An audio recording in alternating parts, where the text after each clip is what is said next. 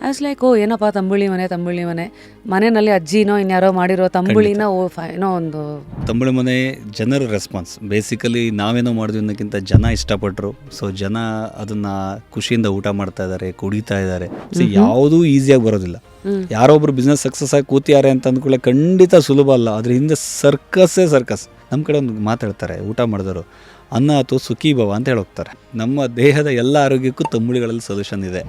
ಏನಲ್ಲಿ food ಹ್ಯಾಬಿಟಲ್ಲಿ ಅದಿದ್ದರೆ long ರನ್ನಲ್ಲಿ ನಿಮ್ಮ health ಚೆಂದ ಆಗುತ್ತೆ, ಕಣ್ಣು ಕಿವಿದು ಹೆಲ್ತ್ ಬೆಟರ್ ಆಗುತ್ತೆ. ಇದೇನಾಗುತ್ತೆ, ನಿಮ್ಮ ಗಟ್ ಹೆಲ್ತಿಗೆ ಒಳ್ಳೆಯದು. ತುಂಬ ಜನ ಕೇಳಿದ್ರು, ಯಾಕೆ ಗುರು ತಂಬುಳಿ ಮನೆ ಮಾಡ್ತಾರೆ? ಇಲ್ಲಿ ಜನರಿಗೆ ಗೊತ್ತೇ ಇಲ್ಲ.